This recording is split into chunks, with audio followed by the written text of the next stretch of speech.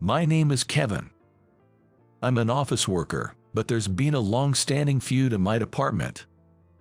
It's with my boss, Tom. Tom and I always seem to clash. Tom, I really think that approach is bound to fail. Let's plan this out properly.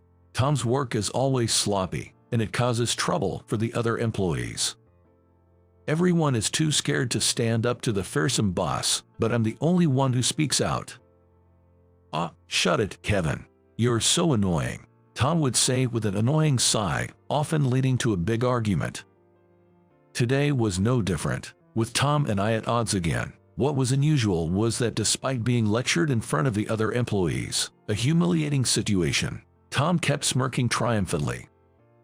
What's with that attitude? If you have a problem, just say it. Then Tom said, it's because of your attitude, that you're a failure as a husband. His smile was like that of a devil, as if he knew everything about my private life. Tom slyly covered his mouth and said, "Oops, can't say any more than that," before heading outside for a smoke. I couldn't stop thinking about what he said and immediately followed him. I have a wife named Emily, 2 years my junior, but our relationship hasn't been great lately. I called out to Tom, who was about to light a cigarette, and asked him what he meant by his words. Tom smirked, lit his cigarette, and after blowing out a cloud of smoke, he dropped a bombshell. Emily is going to remarry me. What? My hand trembled slightly. Tom said mockingly, "It doesn't matter to you anyway, right? You are planning to divorce her soon anyway, right? It's true that things between Emily and me had been deteriorating. But I loved her. I had no intention of divorcing her. I wanted to work on mending our relationship."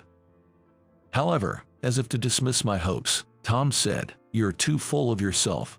That's why she's leaving you. Do you know what Emily says about you?" After tossing his cigarette butt into the ashtray, Tom whispered in my ear, "He's all talk, that's what she said." He then burst into laughter and said, "Your wife's the best," before heading back to the department. I was speechless and couldn't move for a while. I'm just a regular office worker, working for an ordinary company in New York, and my romance with Emily started at work. We were in the same group during our new employee training, which led us to get along and eventually start dating. We smoothly progressed to marriage. Emily was very responsible. She even took the lead in our training group, and I admired her work attitude. When we married, Emily wanted to keep working, but I wanted her to stay home and take care of the family. So I told her, I'll be the breadwinner, promising to provide for us.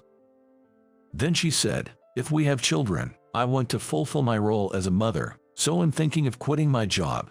After that, she resigned from the company and became a full-time housewife.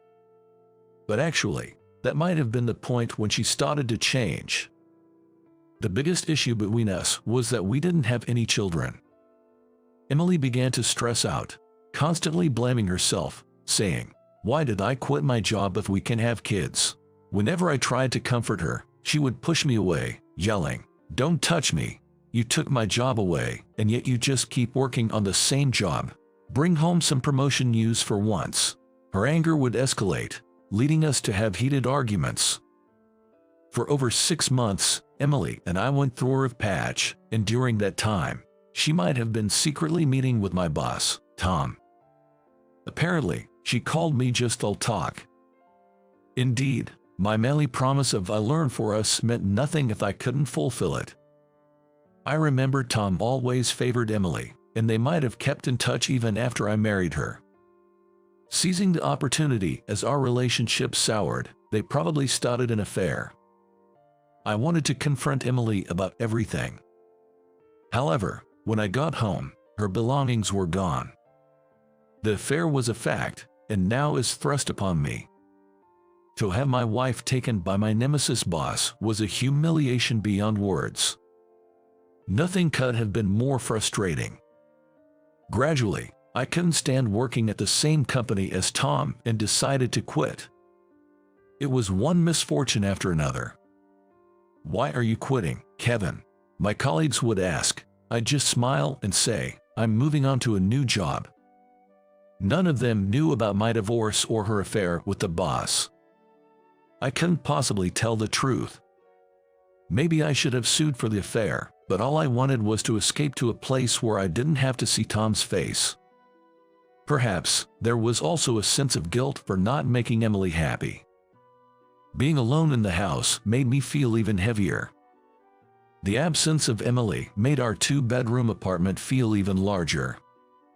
Though I told my colleagues I was getting a new job, I had no motivation or plans for job hunting and aimlessly wandering around.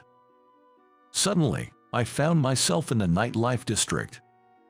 Maybe I should drink my sorrows away just for tonight. Standing in front of a bar that caught my eye, I resolved to drink until morning in a fit of despair and reached for the door. At that moment, I heard a woman's voice saying, "Oh, there you are. I've missed you so much." Startled, I turned around to see an unfamiliar woman who then grabbed my arm and behaved as if we were a couple, leaving me in utter confusion. What?" The woman, still clinging to my arm, asked. "Where are we going tonight? Who is this woman?" However, I noticed her arm trembling slightly, and her smile seemed to mask fear. Something must be up. Thinking quickly, I played along. "Well, let's go to a place you like." When I said that, she slightly nodded and eagerly said, "Yay, follow me, please." I followed her lead. She took me to a nightclub. Standing in front of the club, she sighed in relief. "Thank you for going along with my story. I managed to get through thanks to you." The woman thanked me. Her name was Ashley, an alias she used at the club. I was invited by Ashley, "Please come with me," and guided me to a seat. Once seated, she explained why she pretended to know me. "I've actually been stalked by a customer who kept insisting on an after-party. He's this awful old guy who would touch my butt and stuff. I always refused because who knows what he might do if I went with him." "I see. So you clung to me, a random guy nearby, because you felt in danger." "That's right. It was just awful, but I was saved because you were there. I really like dependable men." Saying this, Ashley placed her hand on my thigh. Ashley was a very beautiful woman, and just that was enough to make my heart race. Having been called unreliable by Emily and essentially discarded, her words had rebuilt my shattered male pride. "Let's enjoy tonight," she said seductively with captivating eyes. Just then, a waiter came over and said, "Feel free to have a drink," offering us a menu. "Then I'll take you up on that offer." As I was about to take the menu, an unexpected situation unfolded. "Excuse me." A woman suddenly intervened. "Hey, what's up, Sarah? I don't need help." "Ashley, please stop doing this." The woman Ashley called Sarah glared at her intensely. Then, Ashley's demeanor changed abruptly. "What? Come with me." Sarah grabbed my arm and pulled me out of the club. As I was being dragged along, I couldn't help but think about how many times I was going to be grabbed by a woman today. "Should be safe here. Sorry, Kevin." No, it's okay. I'm used to being dragged around." "Wait, how do you know my name? Don't you recognize me?" she asked, turning to face me. "Wait, I've seen her somewhere before." After staring at her for a while, I suddenly exclaimed, Lily, is that you, Lily?" Lily was a junior from the company I had recently left. My impression of her was a very serious and quiet woman who barely wore makeup. But now, what about her? Her mascara was dramatically curled, and with bold cheek and lip makeup, she had completely transformed into a woman of the night. "You work here?" I asked, and Lily nodded. Sarah was her alias in the club. I knew the company allowed side jobs, but I never imagined she had this other side. "When I saw you come to the club, I was surprised, but since you left the company recently, I thought it wouldn't be a problem to talk to you. I didn't want to see a former senior getting tricked." What do you mean?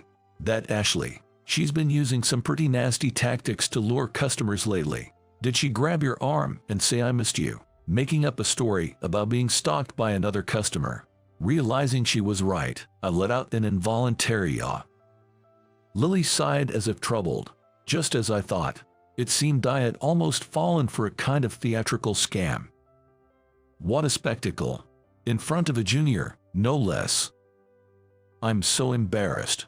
Thanks for the help, Lily. It's nothing really. The club had its eye on Ashley's behavior anyway. I'll report your case to the manager. That's a relief. Can I ask you something? What is it? Just curious, but why are you working at a place like this? I was surprised. But you don't have to answer it if you don't want to. I just wanted to drink until I pass out today. I feel lonely and wanted to hear someone's story. Feeling a bit pathetic for leaning on a junior, I braced myself and asked her. Lily seemed to ponder for a moment, then whispered, "It's Kevin, so I guess it would be fine." And then she said, "Okay, I understand," and began her story. Actually, I'm being forced to work at that club, almost like it's against my will. What? My mother is a bit of a mess. After she divorced my father, she went off the deep end, got involved in some weird religion, and racked up a huge debt. Now, I'm the one trying to pay it off. But, that's your mother's debt, not yours, right? Then Lily turned her face away. I've always done whatever my mother told me to. She demanded money, so I just followed her orders. Lily shared that she grew up enduring violence from her mentally unwell mother, which made it hard for her to defy her. I used to be a brighter girl, but ever since my mother changed, I've become shy and gloomy. I hate what I've become. She, who was always expressionless, distorted her face only when saying these last words. It must have been a very difficult life. A life bound by her mother. Watching her, I strangely felt the urge to help. Why don't you just run away from your mother? Lily looked at me with surprise in her eyes. But, I've tried to run away so many times, but I'm scared. Her presence is just. Her shoulders were trembling slightly. She might have been reliving unpleasant memories. I gently placed my hand on her shoulder. Then let me help you talk to your mother. Why would you go that far for me, Kevin? I shrugged and gave her a smile. I had divorced. You know about Emily, right? She was having an affair with Tom. A divorce, really? I said yes and tried to smile. But inside, I felt like crying. I ran away from that job. I had to escape. It's embarrassing and pathetic, but I ran and ran. I repeated the word ran and then said, I'm trying to grab onto the next happiness.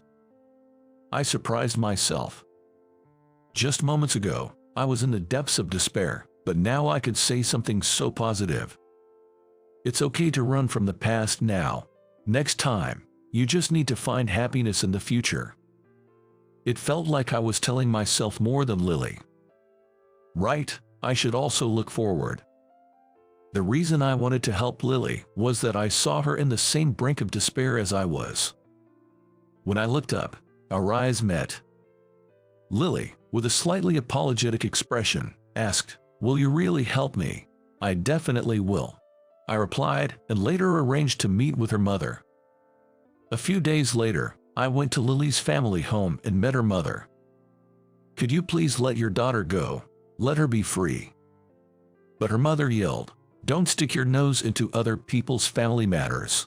Your daughter is an excellent worker, but if she keeps juggling a day job and a night job, she'll break down eventually. Are you okay with that?" I found myself shouting.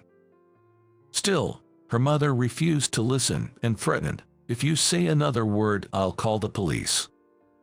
But then, Lily, with tears welling up in her eyes, said, "Mom, please stop. I'm going to leave you, Mom." It seemed my words had given Lily the card she needed. Despite her long-standing fear of her domineering mother, she now confronted her with all the frustration she had been holding back. It was an ordeal so terrible that I wondered if it was even appropriate for me, an outsider, to hear. The realization that her daughter was truly leaving must have struck her mother, who then pleaded, Please, don't abandon me. But Lily's resolve didn't waver, and finally, she said goodbye, pulling my arm as we left the house. On the way home, Lily asked me, was this the right thing to do? It was good. Take some time away from her. You can meet her again later. For now, just take care of yourself. As I said this, Lily seemed to find some resolution and showed me a smile for the first time, saying, "You're right. Let me treat you to something as a thank you next time." Her smile seemed to soothe my troubled heart. I never knew Lily's smile could be so lovely. I found myself gazing at her for a long while.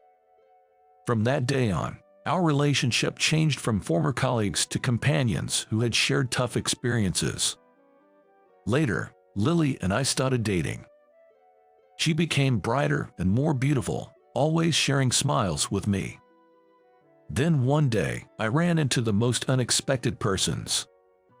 It was my ex-wife Emily and my former boss Dom. "Wow, what's this? Are you two together now? That's quite a surprise." Tom looked astonished, switching his gaze between me and Lily. Emily, on the other hand, awkwardly averted her eyes from me.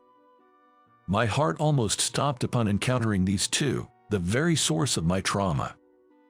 I braced myself for what they might say. But surprisingly, it was Lily who started talking. "Tom, have you found a new job yet?" It was too late by the time Tom responded, "Hey, wait." Emily turned to him, demanding, "What do you mean new job? That guy caused some problems at the workplace, so he's resigning at the end of this month as part of taking responsibility. So, good luck, Tom." Lily said this and then pulled my arm, saying let's go, as we walked past them. I could hear Emily and Tom's loud argument from far away, feeling a bit relieved. Lily grinned. That was a little payback for the two who hurt you. Her dependable smile made me smile too. With Lily, I felt I could find happiness again. This incident made me sure of her love for me. Actually, in my room, I already have an engagement ring that I've purchased. I'm secretly planning to give it to her in the near future.